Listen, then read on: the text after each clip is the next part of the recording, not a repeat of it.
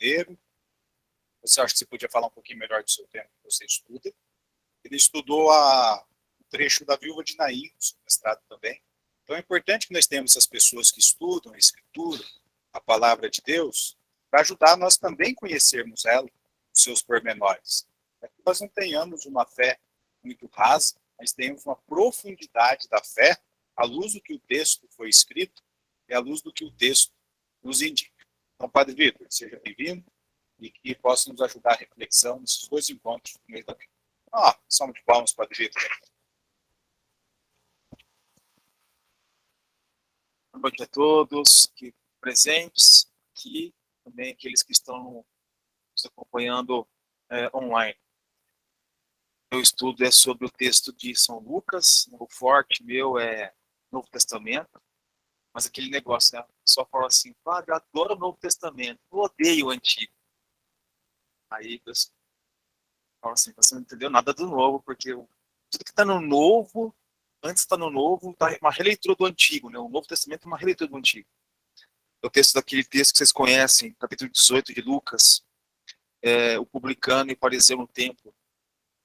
Ele fala, olha, o fariseu fala, estou aqui, Senhor, te bendigo, porque não sou como os ladrões, hipócritas, pessoas corruptas, nem como esse pecador, esse publicano aí, né? Sou uma pessoa santa, sadia, pago meu dízimo tudo certinho no mês, tal. Então, esse texto que eu estou trabalhando com ele, poder contribuir com a igreja um pouquinho, um trabalho de estudo e aprofundamento da Sagrada Escritura. Então, nosso encontro de hoje é sobre esse livro que é pouco estudado, né, pouco lido, pouco conhecido, mas que ele é importantíssimo, porque ao longo da história, ele foi utilizado em dois momentos particulares, inclusive está citado aí nos slides, né, para estar fazendo uma certo abuso, né? Usaram e usam a Sagrada Escritura para fazer uma leitura distorcida da realidade, para matar pessoas, para explorar povos, né? Por exemplo, as cruzadas, né? Se valeram do texto de Josué, que é a tomada da terra, para invadir a Terra Santa. As cruzadas vocês conhecem a história. Agora, há pouco tempo atrás, coisa de 20, 30 anos, ontem, na nossa história, os palestinos também foram expurgados do território de Israel porque os judeus se acharam donos daquele lugar e acharam que por isso então podiam matar, mandar embora as famílias todas que estavam ali ocupando aquela terra e assim por diante. Para dizer o seguinte, né, o texto de Josué é um texto que vai girar em torno de duas coisas, porque pequeno preâmbulo aqui já, né? A questão da aliança, Deus que faz aliança com o povo, inclusive o texto de ontem é um texto que falava de aliança, né? O texto da missa, ontem quem participou vai se lembrar disso. Né? E é o pai que faz aliança com o filho, ou refaz aliança com o filho, com roupa nova tal. E é um texto que vai girar em torno da promessa da terra. Duas coisas importantes que vão estar girando em torno da temática do texto de Josué. A promessa da aliança, Deus que faz com o povo uma aliança e que espera que o seu povo cumpra essa aliança. Se o povo é povo de cabeça dura, a gente já sabe o que acontece. E também a questão da terra. Terra é até hoje uma questão de conflituosa. Por quê? A terra é dom de Deus. Então o judeu está ocupando a terra, até hoje eles dizem isso, né? Nós ocupamos essa terra porque essa terra foi dada a nós por Deus. Então, é um direito, e eles acham um direito de ocupar essa terra, como dom de Deus. Terra. Terra e aliança. Terra como dom, terra, então, como lugar onde eu vou poder expressar a minha relação profunda com esse Deus que me abençoa, o qual eu tenho com ele uma aliança. Trata-se de uma catequese que é fundamental para a compreensão de Israel para com sua terra e com Deus. Catequese. Catequese. Texto de Josué, assim como o texto bíblico, é um texto catequético, não é um texto histórico, não é um texto que tem a pretensão de narrar eventos históricos. Eventos históricos estão ali descritos, sim, mas tem um cunho catequético. Eles têm mais a intenção catequética, teológica, de mostrar quem é Deus nessa história toda de ocupação e desocupação. Mais do que isso, é um texto que tem uma pretensão de ensinar o povo quem é esse Deus, né? Faz com ele uma aliança, exige uma fidelidade do seu povo, dá a terra como dom, mas que também deve ser uma conquista essa terra. As pessoas hoje acham que rezando para Deus vai cair do céu as coisas. Aqui, o texto de Josué diz que não. É necessária a nossa parte, essa contribuição, a nossa oração, a nossa entrega, esperando que Deus não fizesse nada, contasse conosco a nossa oração. E isso aí seria a parte central, mas sabendo que de Deus vem tudo. É a colaboração de Deus, tendo também como colaboradores os seres humanos. Então, a terra é conquistada, mas também exige a contribuição, a participação, a entrega das pessoas nesse propósito também de conquista da terra. Deus faz, mas também é necessário que o homem seja também contribuinte, participe também na bênção de Deus, no dom de Deus. São as mediações que Deus tem, que Deus faz no nosso tempo, na nossa época também, é assim, para que a bênção se constitua, se faça na nossa existência. Ele faz, mas tem também a contribuição do ser humano para que se materialize esse dom, esse pedido, aquilo que é parte inevitável do homem. Então, nessa introdução, continuamos. Aqui, já temos a primeira pista para a compreensão do texto, deste livro. A conquista da terra e a relação de Israel com Deus. Isso é interessante. As duas coisas estão assim muito interligadas uma na outra, porque vai acontecer do povo ser levado para o exílio. E eles vão se perguntar, mas por que nós fomos para o exílio? Qual que é o motivo? Qual que é o problema? Por que nós estamos pagando de nós termos que ir para o exílio? O povo que vai para o exílio, claro que não é todo o povo,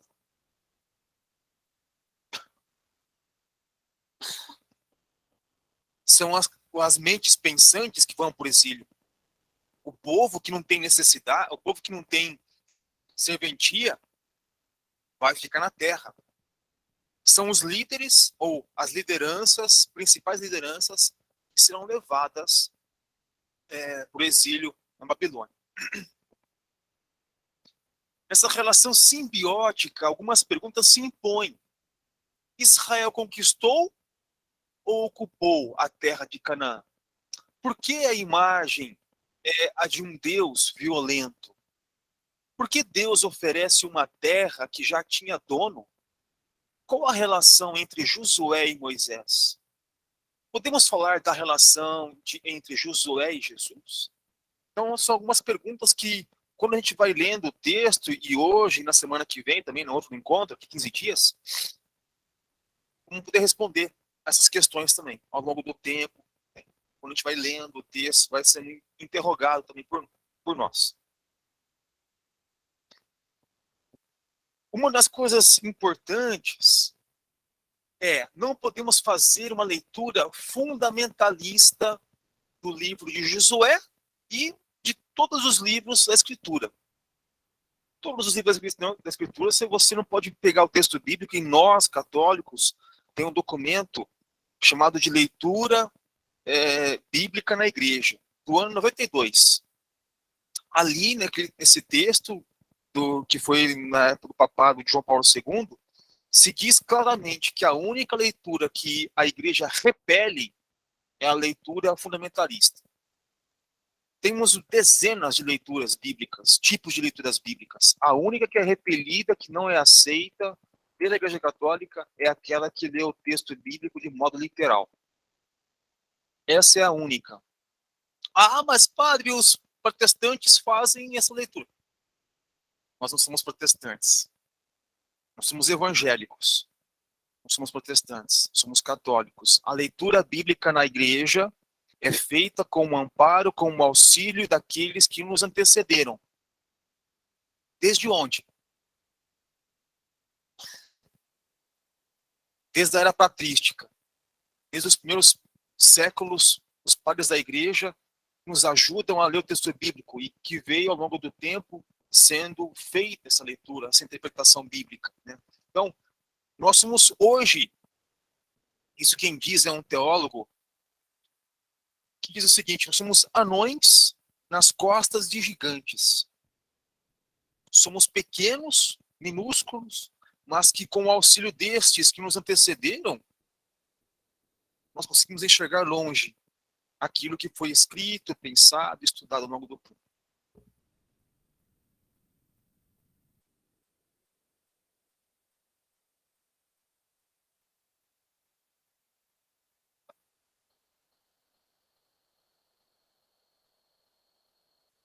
Então, isso com tudo, com relação ao Gênesis, com relação.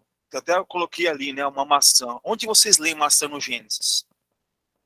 Tem maçã no Gênesis? Tem? Ah, ufa, que susto! Que susto! Diz que tem um fruto.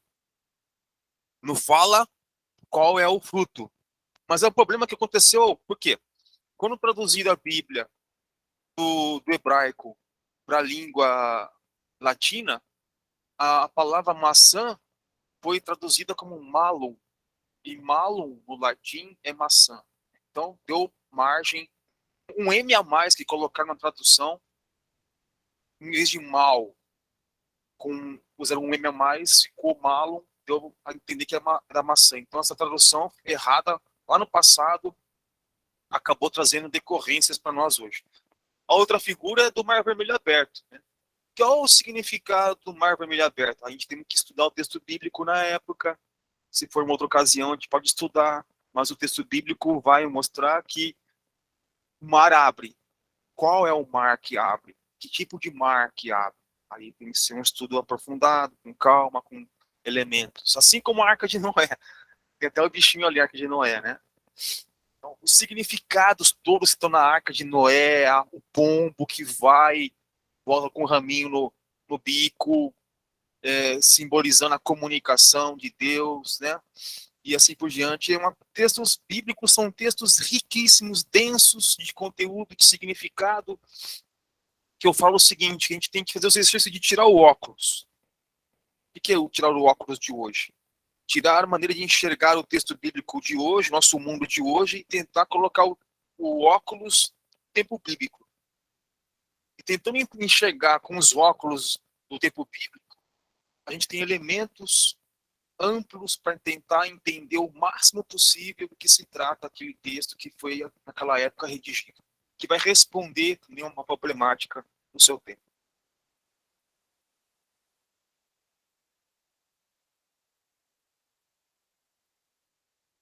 Nesse sentido, não podemos achar que tudo que está no livro de Josué, está ali narrado, aconteceu como está ali descrito.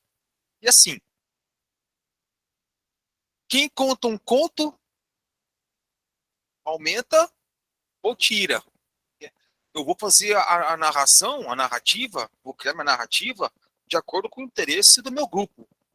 E isso aconteceu com o texto bíblico, gente. Ah, mas pare do céu! Texto bíblico é produção humana. Tem a divindade, tem o dom do alto, tem a inspiração divina que perpassa o homem. Tudo isso também faz parte da produção humana. Então, o texto bíblico vai ser uma produção tardia, depois de algum tempo que vai se produzir um texto bíblico. Se a gente fizer aqui uma narração, por exemplo, o Claudemir chegando aqui na comunidade. Claudemir vinha com o seu carro, seu Honda Fit e bateu o carro no poste. A esposa dele viu o Claudemir bater no carro no poste.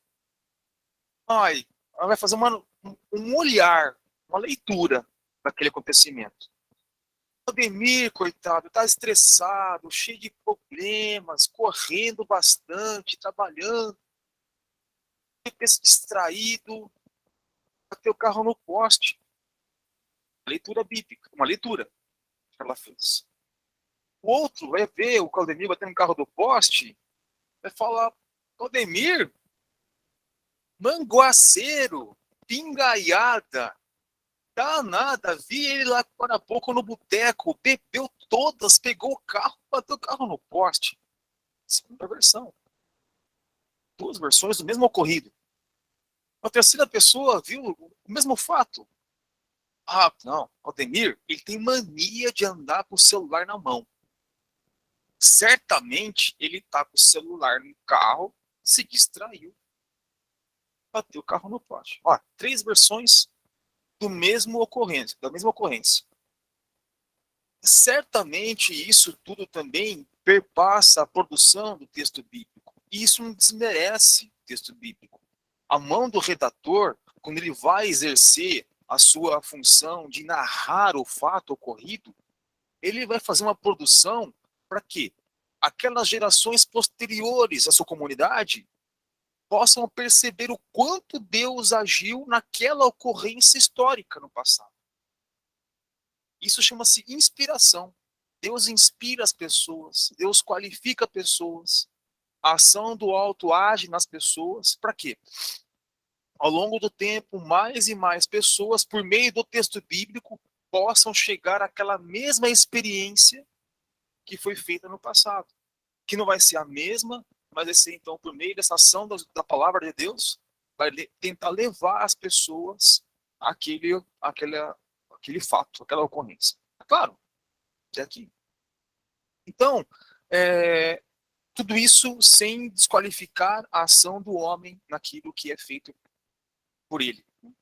Tudo isso perpassa a ação de Deus. Em todos os textos bíblicos, essa ação acontece. Até aqui está tudo bem? Alguma pergunta?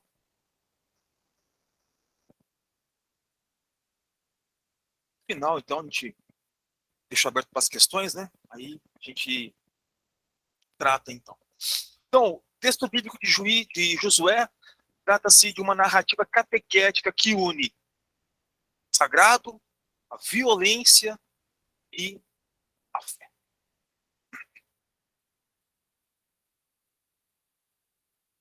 O livro de Josué foi utilizado, então, como eu disse agora há pouco, na época da cruzada, que aconteceu na Baixa Idade Média, início do ano 1000, na tentativa de retomar a Terra Santa para a Igreja Católica.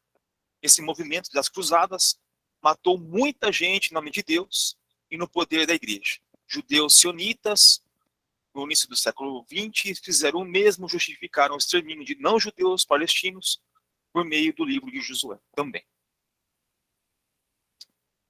O nome Josué, isso que é interessante, é fundamental para a compreensão do livro. Yoshua significa Deus é ou Deus dá a salvação. O que lembra Josué, Joshua, Jesus? O nome Josué tem relação com Jesus, Yeshua. É o mesmo nome. Josué e Jesus é a mesma raiz, né? Tem o mesmo significado. Aqui é o nome de Jesus na língua hebraica, Yeshua. Yeshua. Yoshua para Jesus e Yeshua, Deus salva. Então, é o mesmo nome que tem, então, o mesmo significado. Então, é um livro que, no fundo, narra como Deus salva. Quem Deus salva? Deus salva seu povo. Escolhe para o seu povo uma terra. Dá ao seu povo um dom. A terra é dom. A terra é proteção. E ele vai expressar, então, essa aliança com o seu povo, manifestando esse amor com o seu povo, dando a ele essa terra.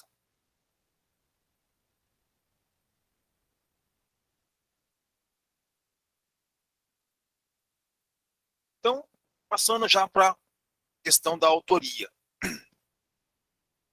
Atualmente, um livro está sempre associado ao seu autor. Na Bíblia não é bem assim, pois o autor, como se diz, livro de Josué, pode ser apenas um pseudônimo ou uma atribuição patronímica para valorizá-lo. Porém, ontem, por exemplo, na missa de ontem, na segunda leitura de ontem, qual foi o texto que nós lemos ontem? Vai me decepcionar, hein, gente? Decepcionar, né? Segunda leitura, quem foi o texto?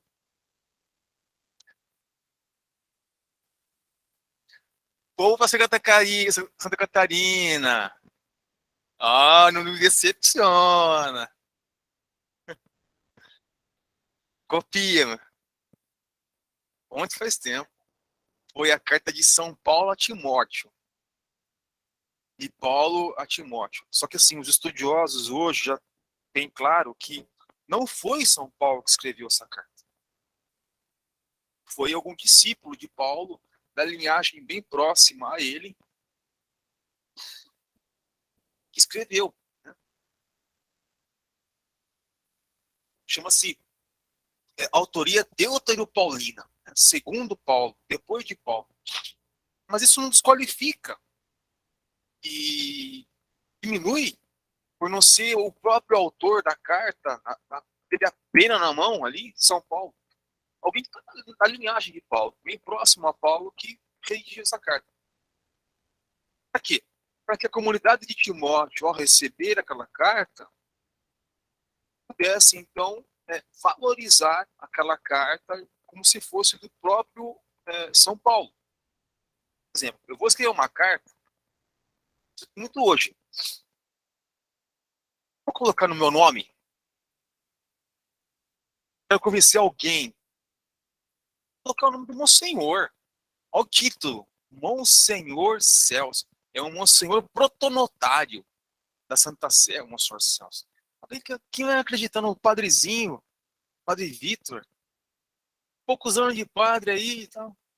Então, é assim, para dizer o seguinte, a pessoa escreve a carta, coloca na boca de Paulo aquilo que é dito, para que aqueles que recebessem a carta tivessem, então, maior acolhimento, maior recepção, e não tivesse nenhum questionamento com aquilo que é solicitado para a comunidade assumir naquele caso.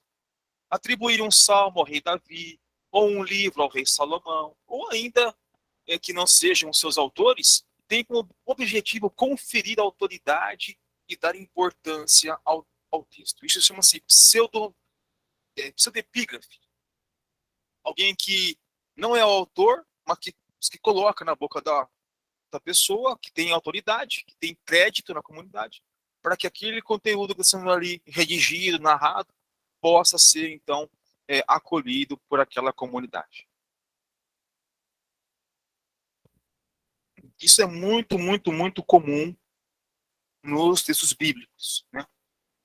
A outra coisa também interessante, a autoria, por exemplo, de um livro, né? Por exemplo, dos evangelhos. Né? Eu defendo a ideia que não é um autor. Pode ser um grupo de autores que, por exemplo, comunidade ligada a Lucas, comunidade ligada a Mateus. Eles escrevem aquele texto bíblico para homenagear aquele conteúdo que eles receberam daquela pessoa e para homenageá-lo, então, colocam o Evangelho segundo Lucas, ou de Mateus, ou de Marcos, assim por diante. Mais do que um autor, pode ser, não tem certeza isso, né? Pode ser que a autoria dos evangelhos e outros textos bíblicos sejam de um grupo de pessoas e não apenas uma pessoa. Mas, como eu disse, isso não tem, nem que uma pessoa, nem que um grupo tem certeza disso. Uma leitura superficial do livro de Josué pode induzir a pensar que ele seja o autor, visto que esse personagem predomina na narrativa, ao lado de Eleazar, filho de Arão, e Finéias, filho de Eleazar. Na verdade, essa questão apresenta várias opiniões. Não apenas uma, mas ao menos três opiniões. Josué é o autor. Essa é a primeira hipótese. Né? A autoria seria, então, de Josué. É a mais antiga, defendida pela tradição rabínica do judaísmo, mas é bastante contestada, porque encontra dificuldades para explicar como o próprio autor poderia ter escrito sobre a sua própria morte, lá em Josué 24. Ele mesmo narra a sua morte, assim como lá no Pentateuco, Deuteronômio, Moisés também narra a morte dele. Então, essa teoria já é desacreditada, essa hipótese aí.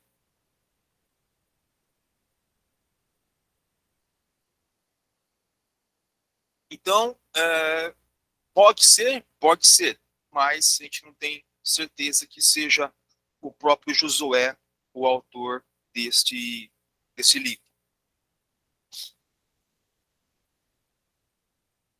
As fontes do Pentateuco no livro de Josué, ou seja, os autores de Gênesis, Êxodo, Levítico, Números, Deuteronômio, foram também responsáveis pela autoria do livro de Josué.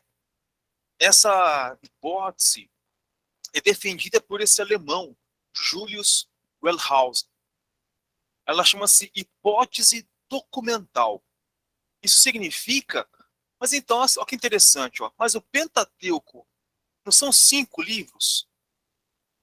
Se então os mesmos autores do Pentateuco são também autores do livro de Josué, então nós não temos um Pentateuco mais.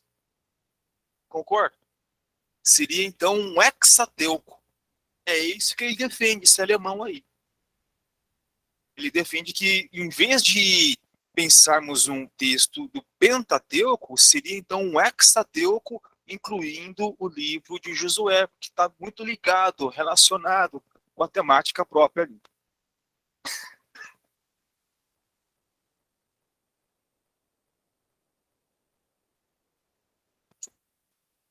Isso significa afirmar que o livro de Josué é resultado do trabalho redacional, sobretudo da fonte já vista, somada a extratos das fontes eloísta, sacerdotal e deuteronomista encontrados no Pentateuco. Que é isso, pai? Pelo amor de Deus, que bicho é esse? Já vista, eloísta, sacerdotal e deuteronomista? Que bicho é esse? Esses 4 bichos aí? Não vou explicar. Cada uma dessas fontes é uma escola própria, teológica, que produziu vários textos do Pentateuco. Por exemplo, olha lá, ó, a primeira narrativa da criação, Gênesis 1:1, é de cunho dessa escola sacerdotal. Por quê? O conteúdo dela, dessa escola sacerdotal, é mais teológico, ligado à criação. A criação assume um tempo de uma semana que é feita, que é composta, terminando lá com o repouso sabático. Os seres vêm à existência segundo Deus chamando que haja luz, que haja um firmamento, que haja luzeiros do firmamento. E o segundo relato da criação, tem 2, né? O primeiro relato da criação, Gênesis 1. O segundo relato da criação, Gênesis 2:4. Já é de uma outra escola teológica, outra fonte teológica, chamada então de relato da fonte já vista, que vai dar ênfase à criação da humanidade. Aqui não tem a preocupação tanto de se citar os seres vivos, os verdes, o mar, o céu, as aves do céu. Aqui não, o foco da fonte já vista é o homem e a mulher, que vai adquirir então o seu ponto de equilíbrio quando então se completam a criação da mulher, depois do homem. Uma mulher que é companheira, que nasce do lado do homem, nasce do lado do homem, não da cabeça do homem, nem dos pés do homem. Então, aqui já percebe-se que há uma preocupação com o cuidado com o ser humano, com o cuidado da vida. Então é o primeiro casal que aparece. Então a ênfase aqui recai sobre o homem na fonte já vista. Na outra fonte, a fonte sacerdotal, tem um conteúdo todo com relação à criação feita nos 7 dias, né? Então elas acabam se casando, né? Se completam uma a outra. Não tem uma melhor que a outra, mas ambas estão assim, em equilíbrio, se completando uma a outra. Tem uma terceira hipótese também, aí ó, o hexateuco. Dessa hipótese, resulta a afirmativa de que há um hexateuco. O que é isso?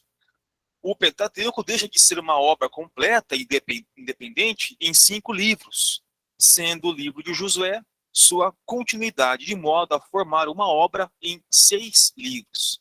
Isso se justifica, pois Josué continua a missão de Moisés lá em Deuteronômio 34.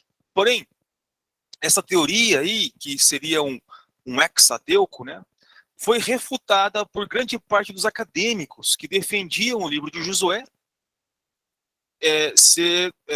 formar uma outra obra, um outro caráter, uma outra característica, né, chamada de obra histórica deuteronomista. Ou seja, o Josué, ele vai então ser defendido então que é um outro cunho, é uma outra teologia, é um outro conteúdo que vai ser abordado, que não tem tanta relação com o Pentateuco, né? Mas ele vai estar ligado muito mais com o livro de Juízes, o livro de Samuel, os livros dos reis, esse conjunto então que vai tratar então da conquista de Canaã e vai chegar então ao exílio em 587.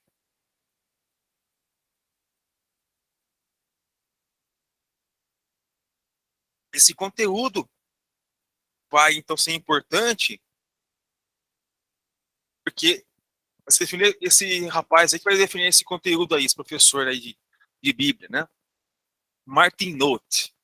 Ele defende então que as fontes de Josué são diferentes daquelas do Pentateuco. Portanto, Josué é fruto de uma redação deuteronomista que vai falar da parte histórica de Israel, né? Vai se unir então aos demais livros da tradição, né? A tendência atual é considerar então essa hipótese como a mais aceita, né? Mais aceita. Mantém o conteúdo do Pentateuco, mantém o conteúdo do Gênesis, do Êxodo, do Levítico, Números, Deuteronômio, e ainda vai entrar então nessa parte nova, então entrar nesse conjunto de livros chamados deuteronomistas, que vai então de fato tratar da questão da conquista da terra, né, do caminho a ser feito, o caminho a ser feito em direção a conquistar a terra, a sair do exílio e conquistar de novo esse lugar que é desejo de Deus, é desejo que o seu povo abrace esse dom que foi dado pelo próprio Deus a Israel. Olha que interessante, para a gente entender o livro de Josué, temos que entender o seguinte, uma situação histórica dessa época aí em que ele foi redigido. Profetas do século VIII antes de Cristo denunciavam a posse da terra. A terra era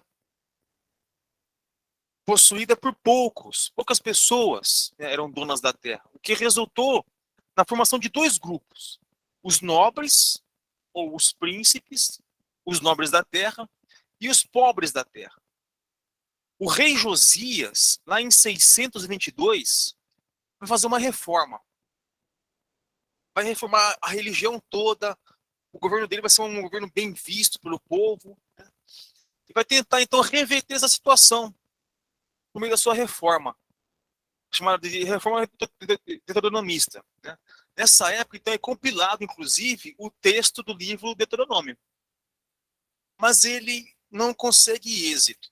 Ele vai tentar fazer essa reforma da terra e vai ser, então, vai vir sobre o povo de Israel o cativeiro babilônico. E lá em 587 a.C. tem um, e antes, em 587, tem o primeiro exílio para a Babilônia.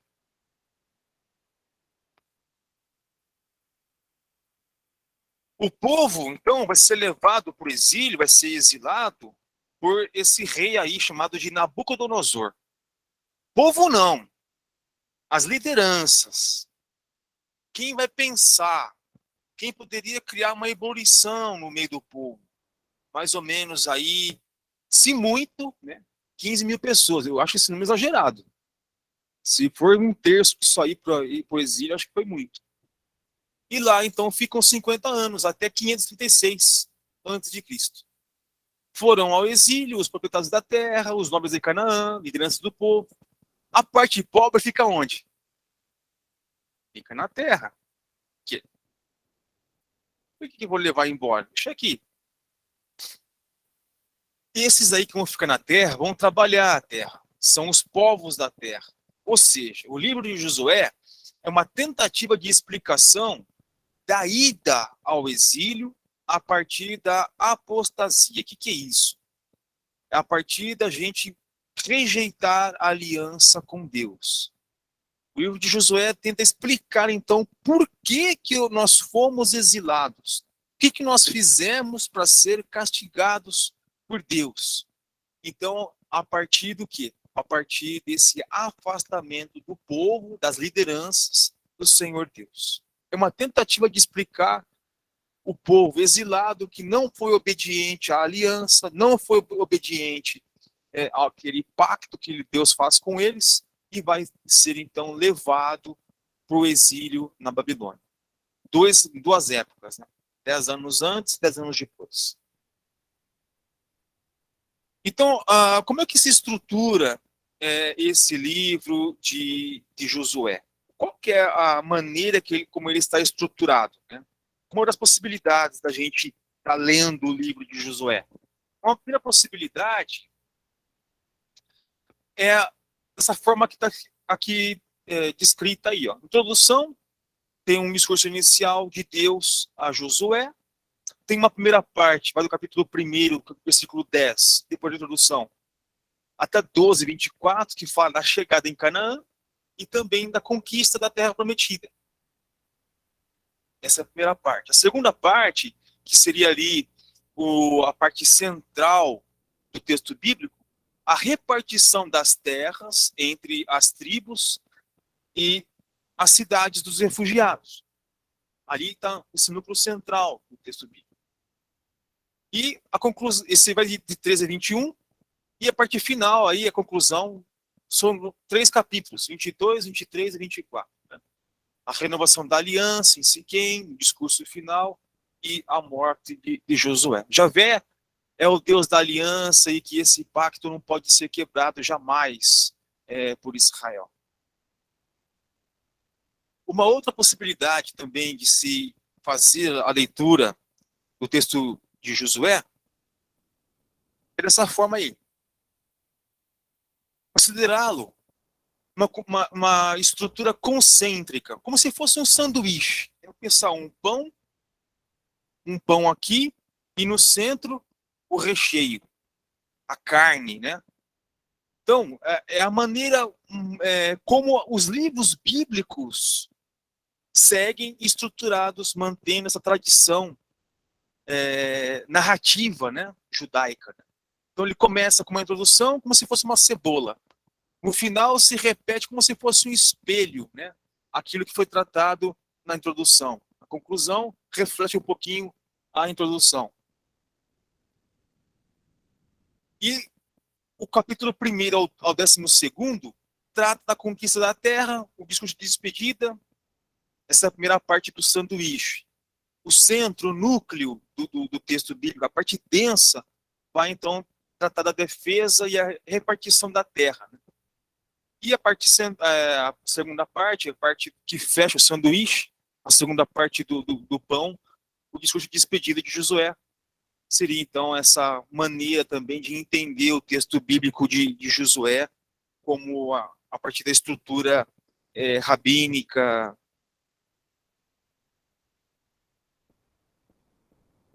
O que está por trás do texto de Josué? O texto de Josué é um texto que trata, no fundo, da questão da terra.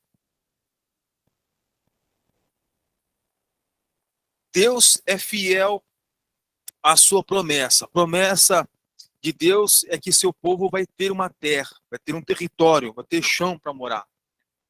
Deus promete para esse povo. Então, essa promessa de Yahvé que deveria ser levada a cabo com o extermínio dos inimigos. Aí a gente tem que entender como é que são exterminados esses inimigos. E essas cidades também como são conquistadas, né? Como Jericó, capítulo 6, Ai, Josué 8, e outras campanhas que acontecem no sul, na região sul de Israel. Josué 10 e também Josué 11, as regiões do norte. Então, o tema do livro ele vai tratar da conquista da terra. É o tema central do livro de Josué. A terra como dom de Deus, mas que também deve ser ter a participação do povo. Tem que se empenhar o povo para que, de fato, o dom de Deus, a promessa de Deus, se materialize na vida. O caminho que o povo faz pelo deserto é um caminho compartilhado, um caminho que tem as dores, as labutas, as dificuldades do dia a dia, mas que, em companhia da comunidade, essas dificuldades são mais facilmente superadas, né? Então, a teologia da terra é bonita porque trata da presença de Deus acompanhando o seu povo, né? Tanto no livro do Êxodo também, isso é muito importante, muito forte, né? Deus que está com o seu povo, que acompanha o seu povo, que luta com o seu povo, que sai com o seu povo, né? Aí é interessante perceber o seguinte, a temática do deserto, e a palavra deserto ela é muito bonita e profunda, a palavra deserto significa dabar, né? A raiz da palavra deserto na língua hebraica significa lugar da palavra. Deserto é o lugar da palavra. A gente pensa que o deserto é só o lugar das dificuldades, das turbulências, das armadilhas, onde o inimigo se esconde, né? Mas o deserto também é o lugar da solidão. E é na solidão do deserto que Israel vai se sentir também protegido pela palavra. Esse Deus que se faz palavra. Então, o deserto também é um lugar onde Deus se manifesta enquanto palavra. Se a gente perceber a riqueza que é as palavras no texto bíblico, a língua hebraica também é muito profunda, muito rica, né? Desses sinais muito simbólicos, né? Da presença de Deus na descrição das narrativas. Ou seja, então, quando o povo se vê sozinho, ele se depara, no fundo, com essa presença de Deus que se faz palavra.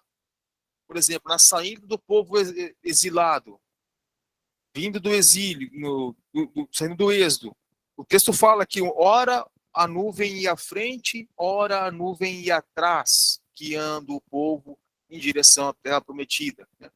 Ir a nuvem à frente, a nuvem é um sinal divino, é alguém que está indicando, amparando o caminho quando vai à frente. Atrás é o sinal de que a presença de Deus está protegendo, amparando, iluminando esse povo que está no caminho do deserto. Então, enquanto o lugar da palavra é o lugar, então, que Deus se faz presença também, enquanto divindade, protetora, aquele que ampara e protege o seu povo. Teologia da terra enquanto dom de Deus, mas que também é responsabilidade do povo a sua conquista. Já falei isso aí mais 2, 3 vezes já, né? A gente não pode esperar que materialize terra para Israel, onde ele não vai poder lutar, onde ele não vai poder se sedimentar. Então, é no dia a dia, se fazendo, lutando, pedindo e labutando que vai se materializar o dom de Deus, enquanto também conquista, né? Trabalho, doação, entrega, sacrifício. Nesse sentido, esse dom de Deus vai se materializando.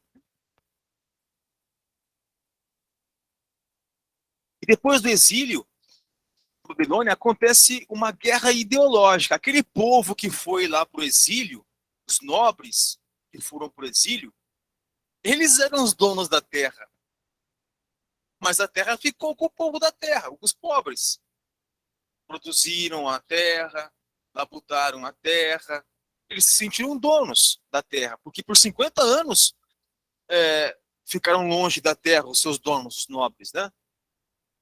Então acontece essa guerra aí ideológica entre esses grupos dos exilados, os antigos proprietários da terra e versus o grupo dos povos da terra que ficaram, trabalharam, produziram a terra, fizeram aliança com outros povos.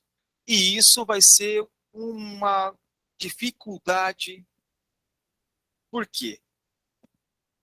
Ezequiel, que também estava no exílio, prometeu que esta terra voltaria aos antigos proprietários, mas que seu dono não seriam os proprietários antigos, os nobres, mas seria o próprio Deus.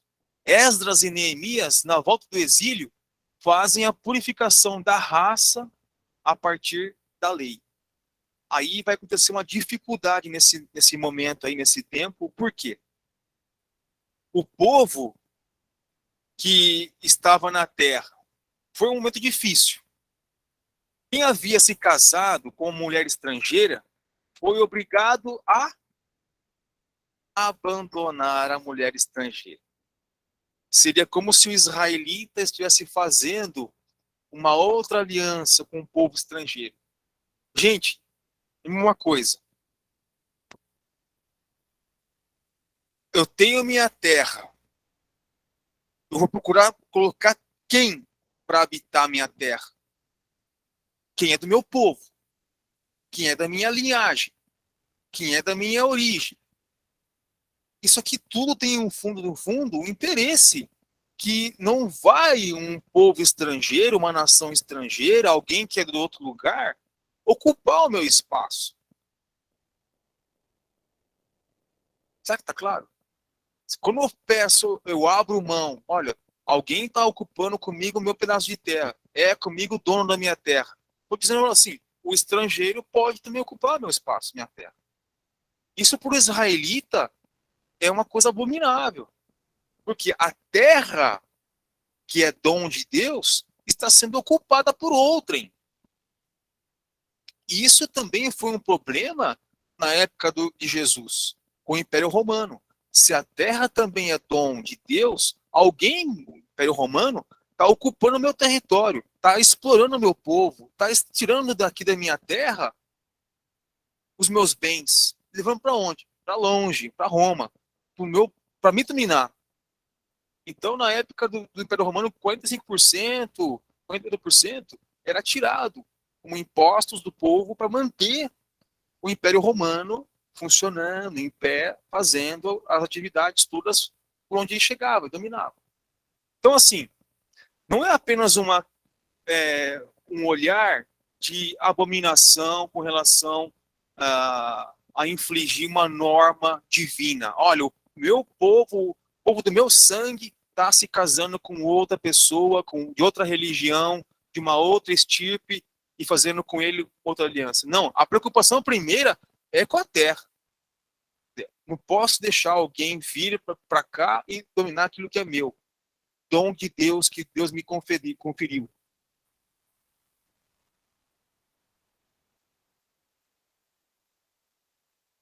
Então, tudo vai girar em torno da conquista da terra. Tudo. Até hoje lá, se a gente for olhar, né? Lá ainda é um barril de pólvora, aquela terra lá. E vira e mexe tem bomba estourando, judeu matando palestino jogando pedra em tanque de guerra judaico, né? Então, assim, mas é muito simbólico isso, porque quando um palestino joga uma pedra num tanque de guerra judaico, ele sabe que ele não consegue fazer nem cosquinha num tanque de guerra, mas é algo simbólico. Está jogando, está apedrejando. No passado, como é que as pessoas que eram pecadoras eram mortas? Apedrejadas. É para dizer o seguinte: isso aqui é ser demoníaco, isso é diabólico, isso é mal, isso é maléfico. Então, eu expurgo, quero expurgar isso aqui, como se fosse uma coisa simbólica, né? Para mandar longe aquilo que não é de Deus, não é divino. Então, tudo gira em torno dessa presença da terra, que vai, então, ser dom de Deus, dádiva de Deus, e que muitas vezes se vê ocupada por outra pessoa ou estrangeiro. Os sacerdotes, nesse tempo, então, dominavam o povo em nome de Deus. Todos deveriam pagar o dízimo ao templo, que foi reconstruído pelo rei Josias. Só naquele tempo lá, tá? Agora mudou, é diferente, não tem nada disso. O templo aqui, gente, é muito curioso. É muito curioso porque no templo se paga os impostos. No templo se paga o dízimo. No templo se vende. Não, mãe, não.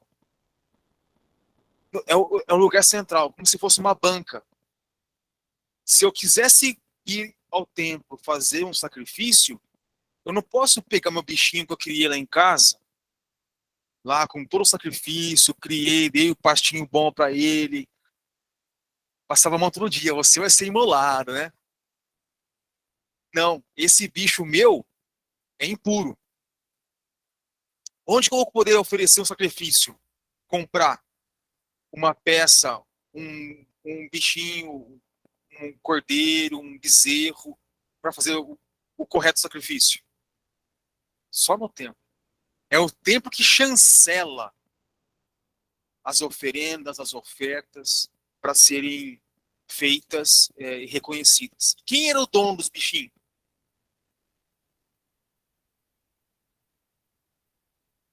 Quem era o dono dos bichinhos? Quem criava os bichinhos? Quem que vocês acham? Sacerdote. Sacerdote. Ainda bem que não era padre. O padre não faz isso. Mas é isso, o sacerdote que criava, então, nesse reduto do templo, os animais que tinham, então, a chancela como sendo os animais santos, sacros, aqueles que eram, então, reconhecidos para esse sacrifício, para esse momento aí, né?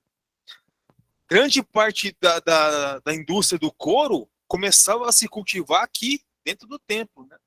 Curtume, praticamente um curtume, né? Agora, o sacrifício, as peças melhores iam para. Vocês acham que eram queimadas? As peças melhores ficavam sacerdotes. Só queimava bucho, mocotó, pedaço de couro que não prestava, chifre, para oferenda, né? As partes melhores eram recolhidas, né? E quem fazia uso disso aí claramente eram os sacerdotes, né? Gente, a história só se repete. A história, diz o filósofo Hegel, né? A história tem outros personagens, outras pessoas são componentes da história, mas ela se repete, né? Mesma história, com outros componentes, com outras pessoas. Acabando já aí, para as questões, essa primeira parte. Uma outra chave de leitura que pode se fazer também do texto bíblico de Josué é a questão da idolatria. Não fazer parte, a idolatria não pode fazer parte da caminhada do povo. O povo que se vende, o povo que se corrompe, o povo não pode se deixar levar pela idolatria. O que é idolatria? É deixar de lado a divindade suprema de Yahvé, o Senhor Deus, e abraçar outros deuses, no caso, outras divindades, não apenas outras divindades, mas também outros povos, outras culturas. Às vezes, o povo era convidado a abrir mão da cultura hebraica e abraçar, por exemplo, a cultura do povo estrangeiro. Então, muito facilmente o povo deixava de seguir a religião, de escrever no alfabeto hebraico para escrever em outra língua. Ainda hoje a gente vê isso, né? muito presente isso, né? Eu não chamo aquela pecinha do lado do computador de rato. Como do quê? Mouse. Eu não como carne muito no pão. Como o quê? Hambúrguer. Hambúrguer. Cachorro quente jamais. Eu comi um hot dog. Né? Eu não uso calça de pantalona. Eu uso calça jeans do cowboy. Cowboy do Texas. E assim por diante. São assim, esses são exemplos que como que a cultura estrangeira vai tomando a nossa cultura, solapando a nossa cultura. A gente vai celebrar agora em outubro o Dia do Folclore, 31 de outubro. A molecada nas escolas todas, o que celebram? Halloween. Então, é um exemplo de como que a cultura idolátrica acaba solapando a nossa própria cultura e incutindo o desejo nas pessoas de assumirem aquela cultura, aquele modo de vida daquela cultura. Então, Josué, no fim de sua missão, insiste com o povo sobre a questão da idolatria. Se abandonardes o Senhor e servirdes deuses estrangeiros, ele se voltará contra vós e depois de vos ter tratado bem, vos matará e destruirá. Josué 24, 20. Disse Josué ao povo. O povo havia lhe dito: longe de nós abandonar Yahvé para servir a outros deuses, porque Yahvé, nosso Deus, é aquele que nos fez subir a nós e a nossos pais da terra do Egito, da terra da escravidão. Quem fez diante de nós grandes prodígios e nos guardou por todo o caminho que percorremos, por entre todos os povos que atravessamos? Bom, isso aí, gente, para ilustrar o quê? Que o nosso povo, aquele povo, esse povo é um povo de cabeça dura, é um povo que não reflete, é um povo que está sempre percebendo os sinais da ação de Deus e querendo se prender a situações de aprisionamento, né? Aprisionamento de consciência. Vocês vejam, por exemplo, os textos bíblicos do livro do Êxodo, muitas vezes, né? O povo vai se voltar, vindo embora do cativeiro e vai se voltar contra quem? No deserto. Contra Moisés. Trouxeste-nos aqui para morrermos de fome? Antes tivéssemos voltado para o Egito, para comer as cebolas do Egito. Ao menos lá tínhamos pão com fartura. Mentira. Mentira. Mentira, porque o deserto aqui é o lugar do desafio, é o lugar da criatividade, é o lugar onde é preciso caminhar junto com o outro. E caminhar junto com o outro nem sempre é fácil. Nem sempre é fácil caminhar com o outro. Eu prefiro voltar ao passado, as cebolas do Egito. Não tinha carne na panela, não tinha cebola na panela, não tinha nada. Passavam fome. Mas assim mesmo quer voltar ao passado, quer se aprisionar ao passado. Então, esse é um dos vários textos que ilustram como que o povo se vende facilmente querendo voltar a se aprisionar ao passado. É muito mais complicado o povo se colocar no caminho, fazer o caminho, trilhar o caminho, e no caminho ir fazendo as experiências, acertos, erros, pontuando aquilo que precisa ser pontuado e modificado, mas fazermos acertos os encaminhamentos, o que voltar ao passado? Se prender ao passado, perder a sua liberdade. Então aqui eles preferem voltar ao passado, se vender a escravidão, que ter esse destino, né, na terra prometida, onde a terra que é dom de Deus, onde eles serão de fato filhos de Deus, preferem voltar ao passado, quebram a aliança, quebram o pacto. O texto de ontem, da primeira leitura, estão lembrados qual foi? Quem lembra?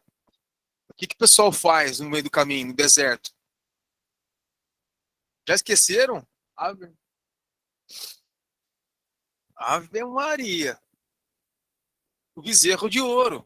dizer, o povo no deserto faz então um bezerro de ouro, se vende, né, a liberdade e se dobra diante do bezerro de ouro.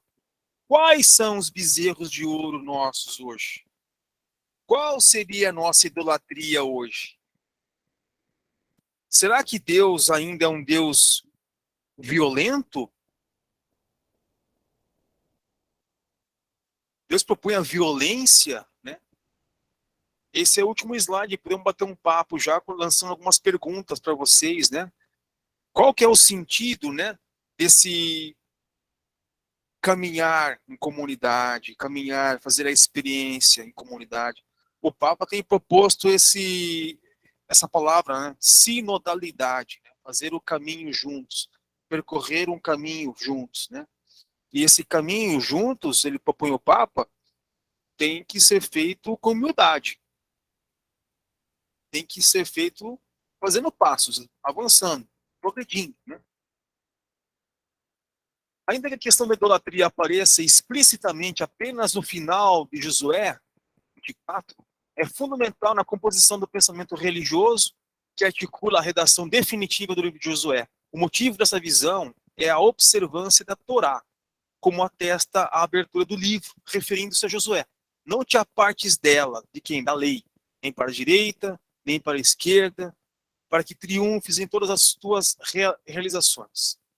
Que o livro da lei esteja sempre em teus lábios, vai dizer então Josué 1, 7 a 8, introduzindo, né, abrindo assim então esse livro de Josué.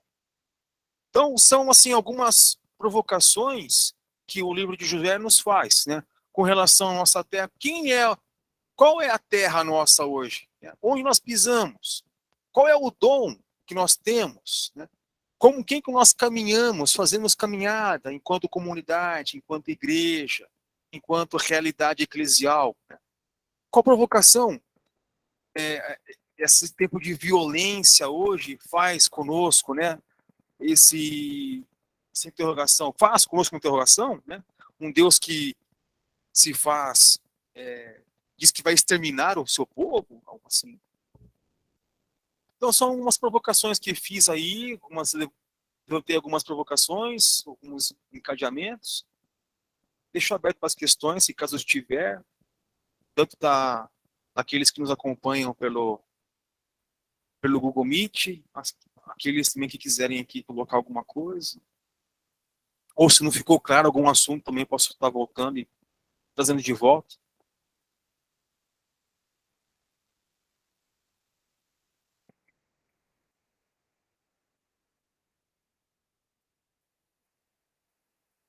Mesmo?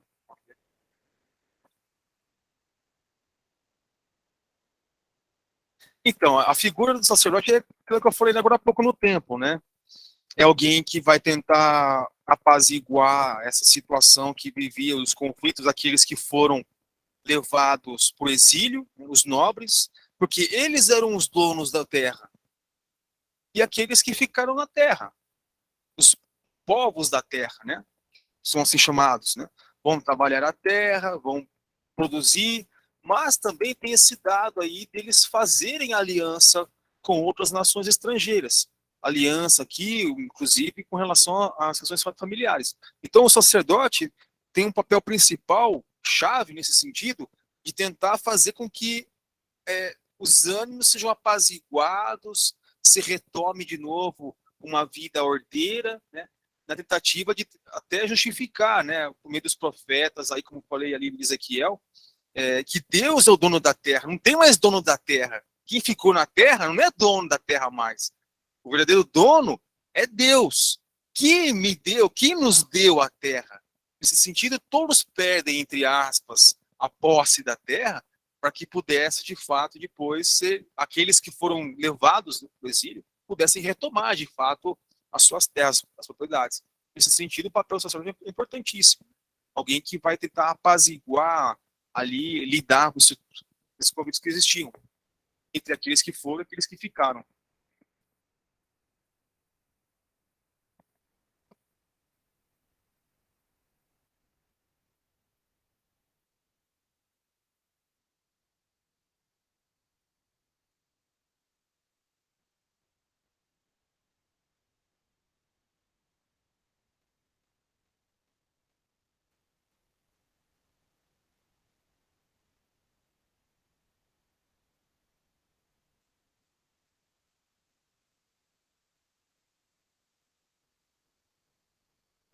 Isso é interessante.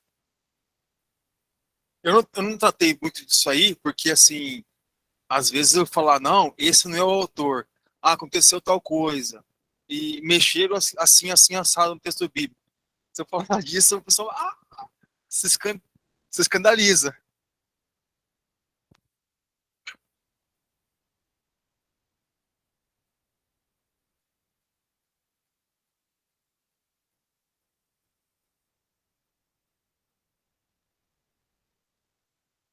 Sim, sim.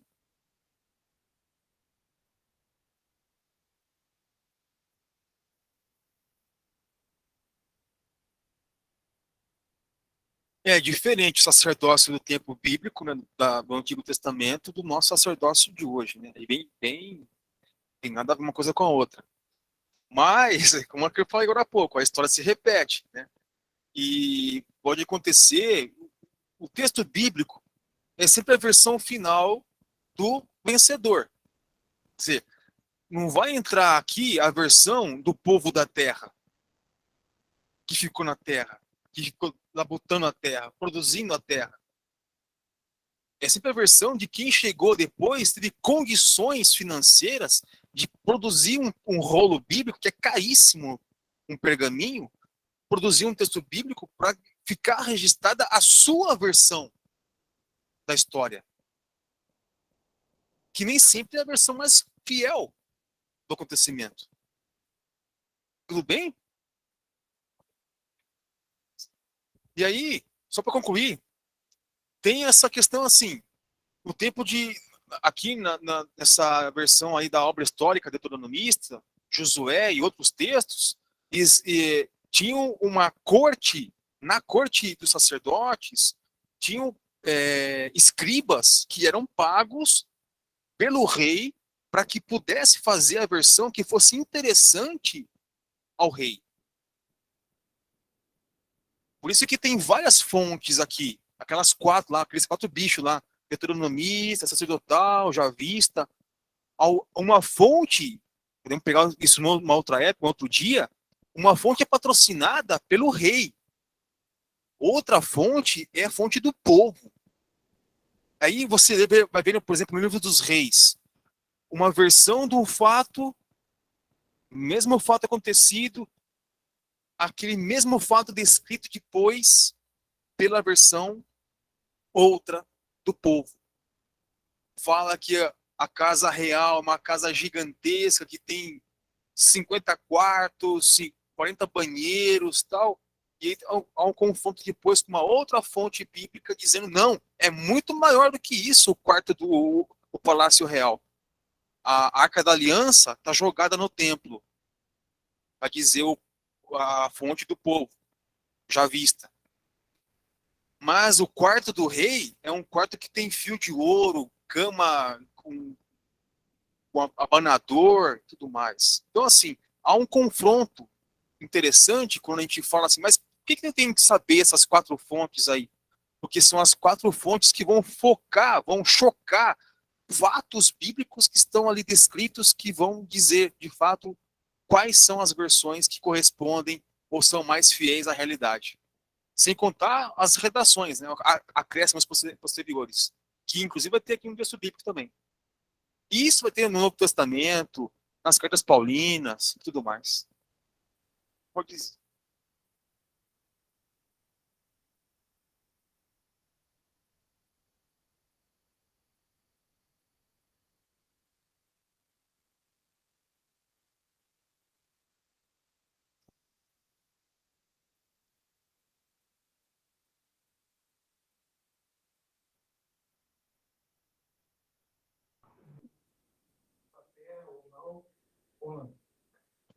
Acho que isso aí está meio distante do nosso tempo, da nossa época, mas acaba sendo utilizado com certeza para fundamentar, né, a questão do uso capião, com certeza.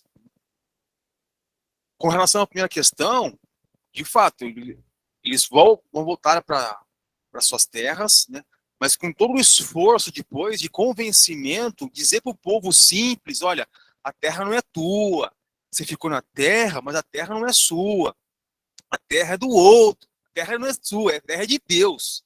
Então, aos poucos, o sacerdote tem esse papel meio fundamental para convencer aquele simplesinho que ficou na terra para que a terra fosse de fato doada e pudesse de fato voltar quem era o dono primeiro da terra, o nobre da terra. Então são os meios todos que são possíveis, tangíveis, de se contornar a história e fazer com que sempre a história se privilegie aquele que tem um pouco mais de poder. Né? Atos de reconhecimento.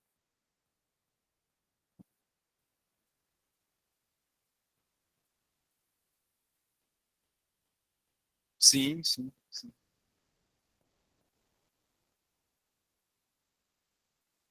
Sim.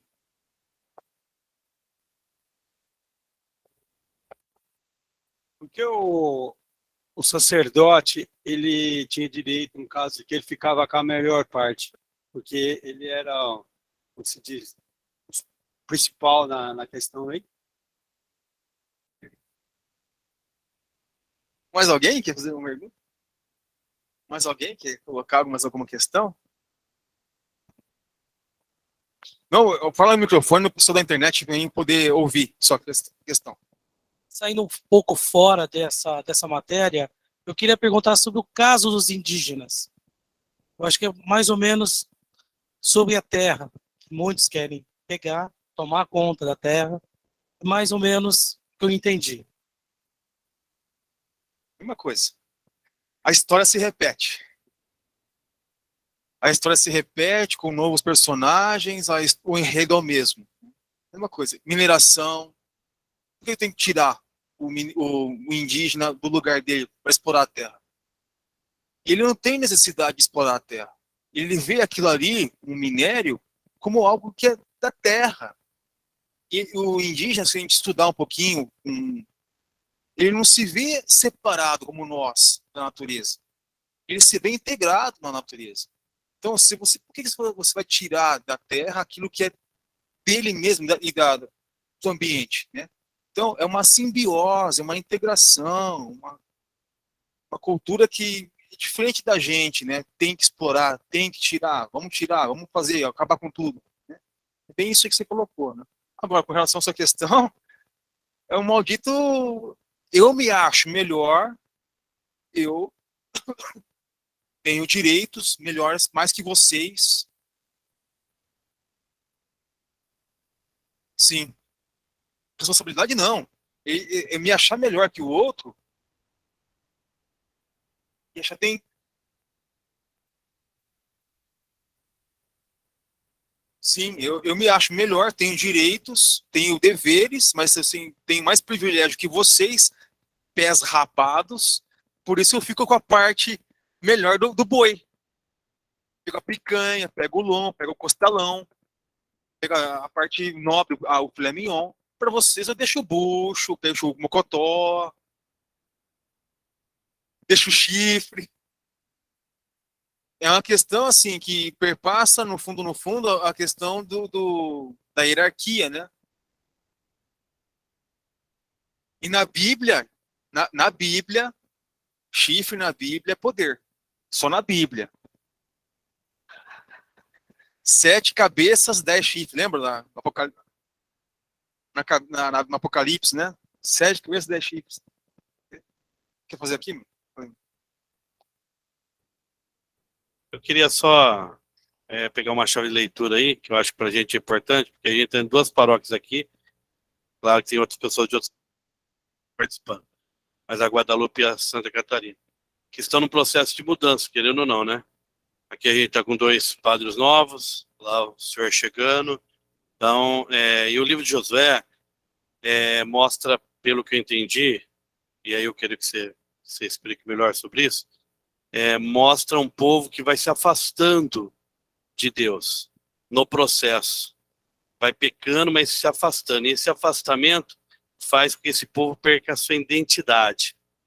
E o livro de Josué, ele vem fazer o esforço de trazer esse povo de volta ao caminho, de volta a resgatar a sua essência. Então a gente às vezes pega a questão, né, literal, que é a questão da terra, que eu acho importante que você colocou, mas a chave de leitura de um povo que está fazendo esforço para voltar ao caminho de Deus, para realmente tomar posse daquilo que Deus prometeu. Eu acho que isso é muito legal para esse momento que nós estamos passando. Eu queria que você falasse um pouco melhor sobre isso. Eu pensei em fazer essa abordagem no segundo encontro, na identidade do povo, né, esse resgate do ser de Deus, né? Eu acho importante, por exemplo, na nossa realidade, o caminho é feito. Está sendo feito por nós, por vocês, da Guadalupe, por nós, da Catarina. Eu acho que a gente não pode perder o objetivo, onde quer chegar. O povo se desviou do caminho, quebrou a aliança, quebrou o pacto, se desviou ao longo do processo. Então, o livro de Josué acaba sendo essa tentativa de resgatar a identidade de um povo, nesse sentido aí, né? E esse resgate tem que ser trabalhado, feito, né? No sentido assim, quem sou eu nesse caminho que eu faço? Qual que é o sentido da minha pertença, da minha existência naquilo que eu tenho feito? Quem sou eu nessa mudança, nesse turbilhão, no caminho? E caminhar tem um desgaste de se pôr na estrada, né? Pé na estrada. Então, assim, e no caminho a ser feito, passando pelo deserto, passando pelas dificuldades todas, a gente não pode perder a essência. Assim, eu acho que não é para aqui, para essa comunidade, nem para aquela, né? Mas líderes vêm, líderes vão, pessoas nos estão nos guiando. Às vezes as pessoas que nos guiam não são as melhores. Isso faz com que a gente perca um pouco o lugar onde a gente quer chegar. Isso é desanimador muitas vezes. A gente não pode perder o lugar onde a gente quer chegar por conta de homens que são precários, que são inclinados às carências todas próprias do ser humano, e tem que estar ligado a Deus.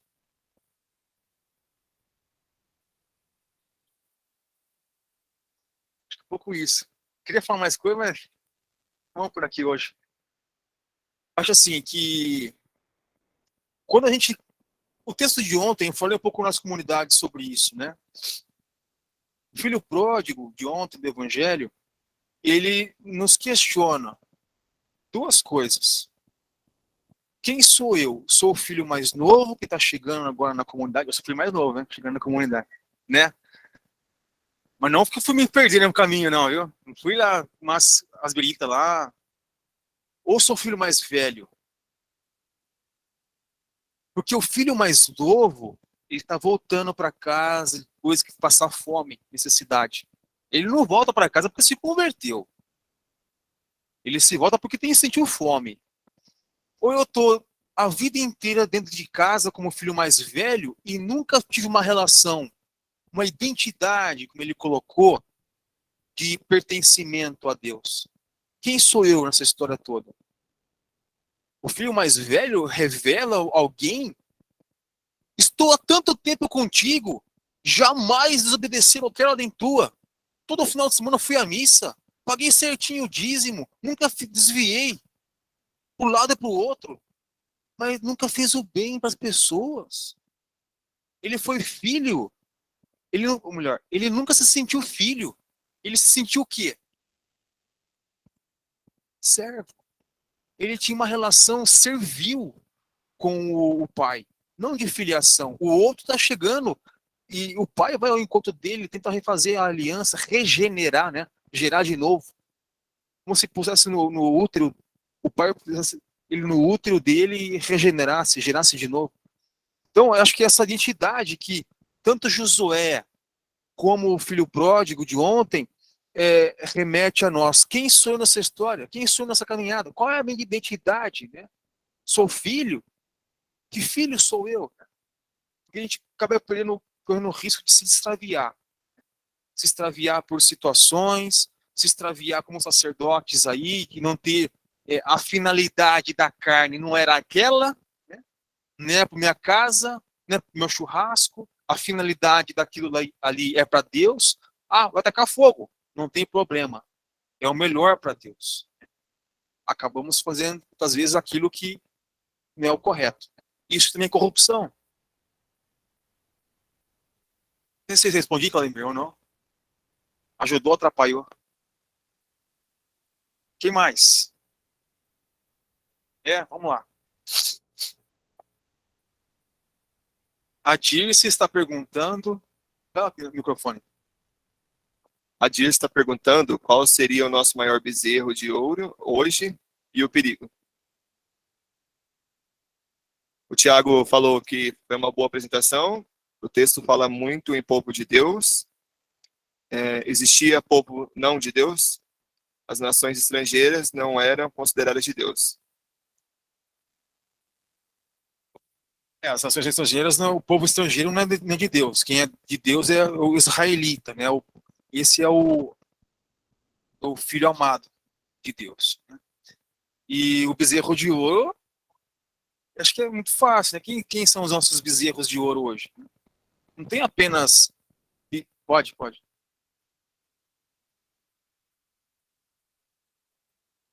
Situações do mundo, tecnologia.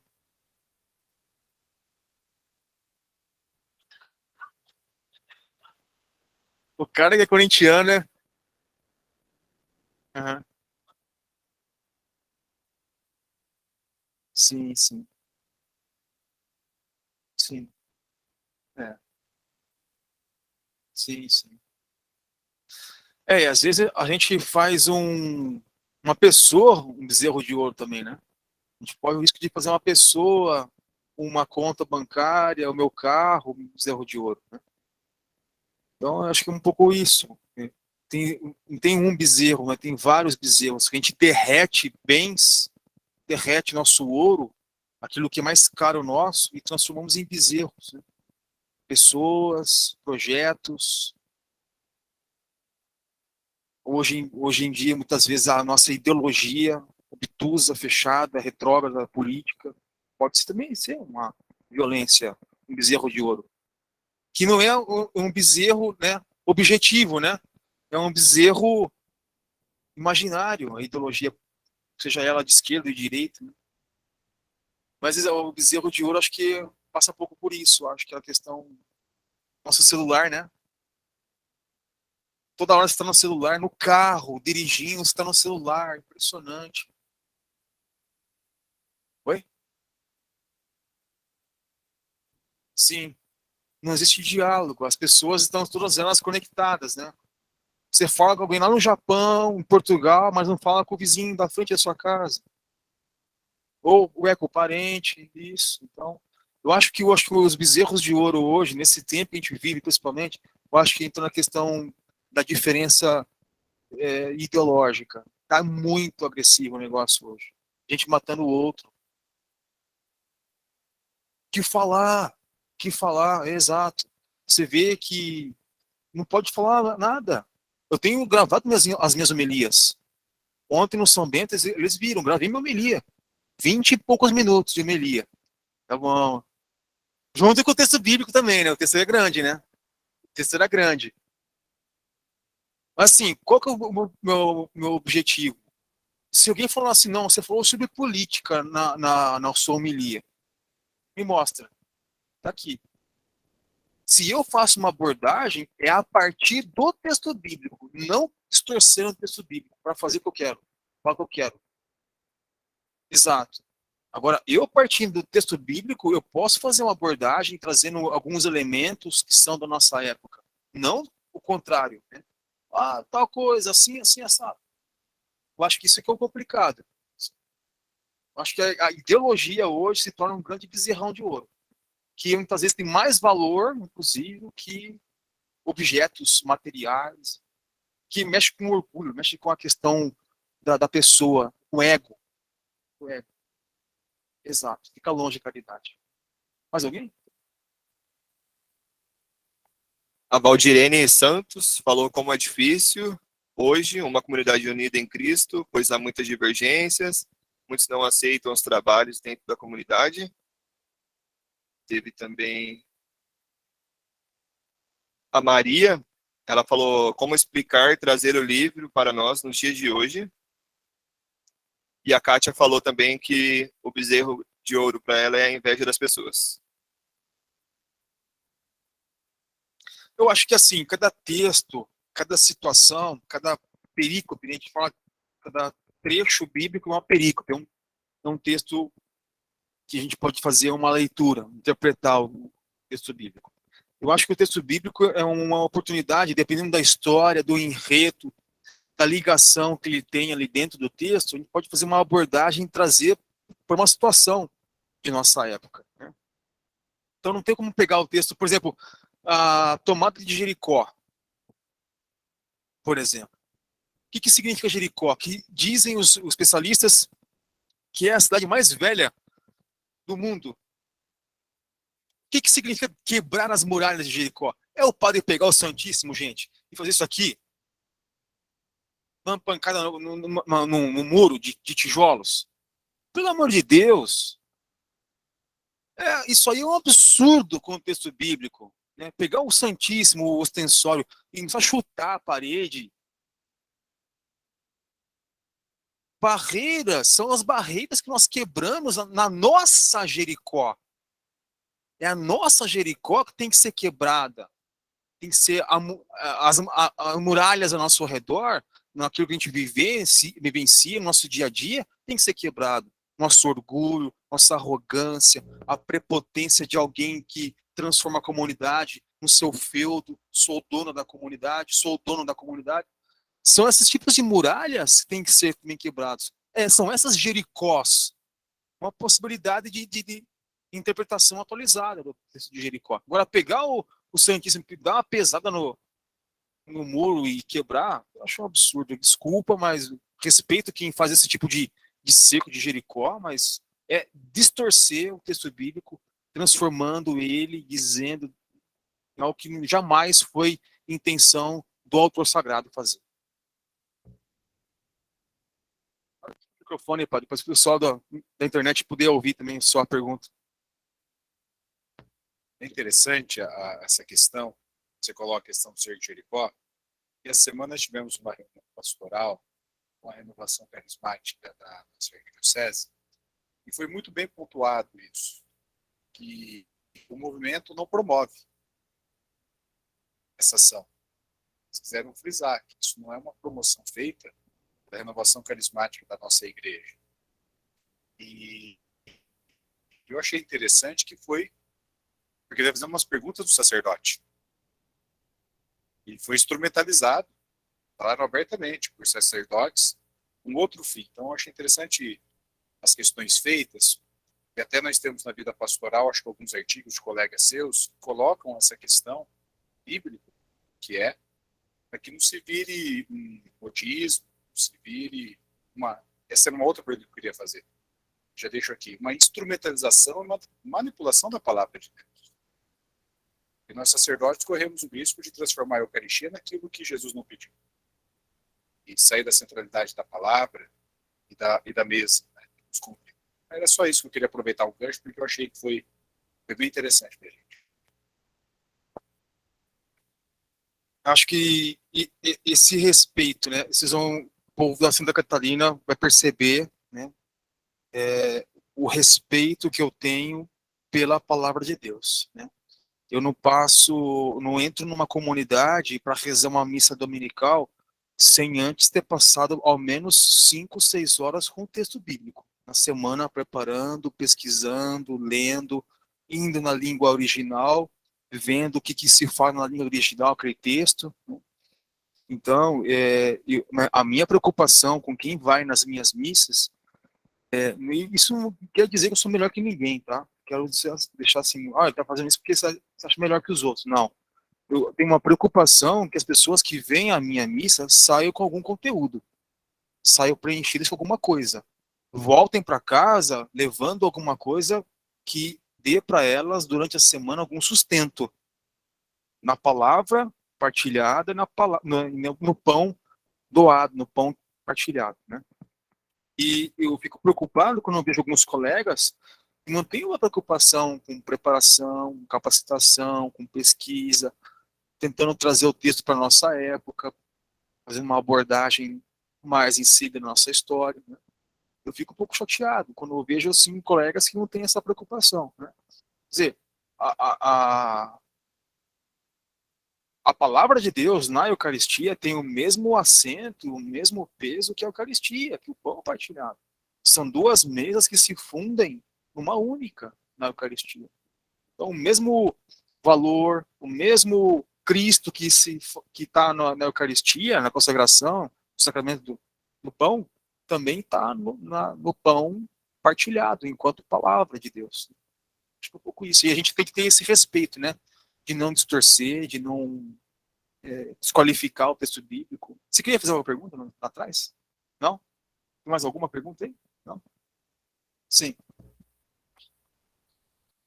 Senhor, o que o senhor poderia dizer sobre a espiritualidade do livro de Josué? Boa pergunta.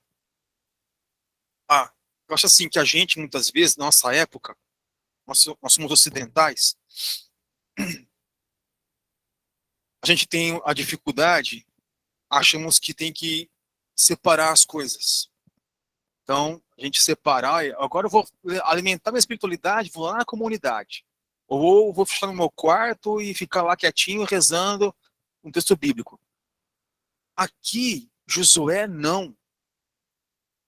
A espiritualidade é estar lutando pela terra. É dom a terra. Assim como é dom para o indígena também a sua terra. Isso também é espiritual para ele. E para o indígena é mais espiritual ainda, porque ele nasceu ali. As divindades dele estão ali naquela terra. A gente não entende isso. A gente é católico, é cristão, não tem, né, como entender, né, entrar nessa dinâmica do indígena. Mas ele nasceu ali. Ali é sagrado para ele. Moram os espíritos, né, nas aldeias ali, né, xamãs e tal. Então, isso é espiritual. Aqui também é. A vida não se dá em gavetas. A parte espiritual, a parte carnal, a parte social, não. Aqui, na cultura hebraica, a espiritualidade se dá encarnada. Jesus ontem fala que o pai sentiu compaixão do filho. A palavra compaixão é um palavrão. André já sabe qual a palavra que é. Splenrinizomai. Olha que palavrão. Quer dizer, quem sente splenrinizomai se sente contorcido por dentro. Como se o pai tivesse com dor de tripa ao ver o filho todo naquela situação. Não há separação das coisas. A vida do outro me pertence. Aquilo que eu vivo no meu dia a dia está fazendo parte da minha luta. Isso também para o povo africano. O povo vem para cá arrastado, espoliado. Deixaram lá familiares. Muitos ficavam no meio do mar, jogados. Né? Então, você chega num lugar, assume uma terra, assume uma identidade. Então, eu acho que o livro de Josué nos ensina a ter uma espiritualidade que se encarna, que assume a realidade daquele lugar, daquele povo, daquela gente. E faz essa experiência de caminhar, e nessa caminhada experimentar Deus. E criar, né, a identidade também, como pediu o Valdemir falou. Mais alguém?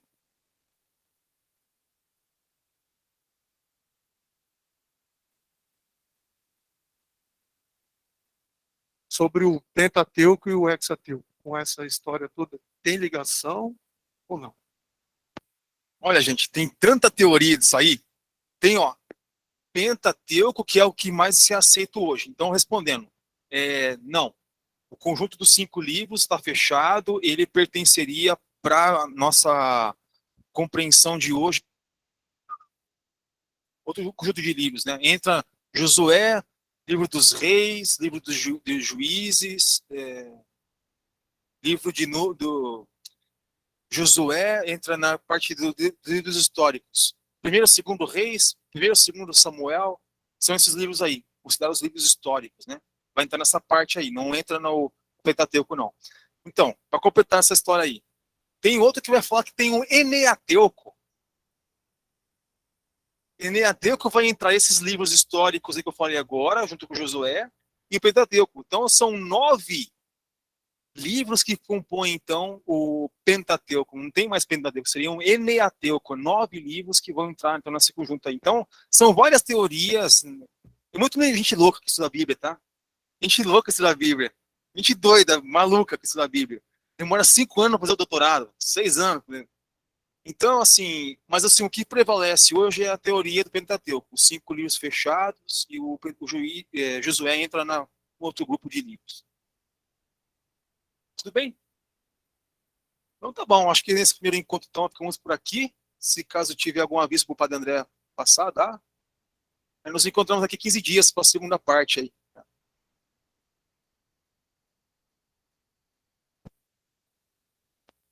A Rosinha vai chegar em casa hoje à noite, vai falar para o marido dela que tem um bando de louco também, não é? Não é só os corintianos lá. Obrigado, Padre Vitor, por essa noite gostosa de estudo.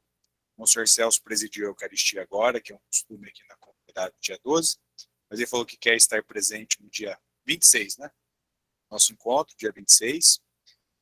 E muita gente queria subir lá, mas acabou ficando por ali, mas eu acredito que teremos mais pessoas participando. Inclusive, quem quiser participar do segundo dia, mesmo que não participou de hoje, eu acho que é possível, né? É possível. Então, nós vamos deixar as inscrições abertas para quem quiser vir. E é interessante porque nós podemos estar pensando, até tem o projeto pastoral de vocês aqui, não é? Da Guadalupe Educadora. Então, acho que alguma coisa temos que pensar em aproveitar esse espaço, esse momento, com cursos rápidos da palavra de Deus, que nos dá instrumentais, não é? E as excelentes perguntas que vocês fizeram. Acho que isso é importante. Acho que mostra a capacidade que nós temos e farão com que os padres preparem a homilia, não é verdade? Porque daí vocês conhecem os textos, conhecem o contexto, e aí vai escutar lá, mas peraí, de onde que ele tirou isso daí? Não é bem isso aí, não. Isso é importante, tem que deixar a gente mais bem preparado. E o Padre Vitor também tinha me esquecido, né? O Padre Vitor está lecionando também as cartas de João, de Apocalipse, João, e no Seminário de Teologia. Então, é uma oportunidade boa, né? Nós temos de estar avançando. Sagrada Escritura. Esqueci de rezar no começo, mas não esqueci de rezar no fim, né? Então vamos rezar para Nossa Senhora de Guadalupe, uma Ave Maria. Ave Maria, cheia de graça, o Senhor sois vós entre as mulheres, que tal o fruto do vosso ventre, Jesus. Santa Maria, Mãe dos nossos pecadores, agora nesta morte. Pai, do Filho e do Espírito Santo. Amém. Quem nos acompanhou, uma boa noite. Boa noite para vocês. Obrigado, Padre Vitor. Salve de palmas para ele.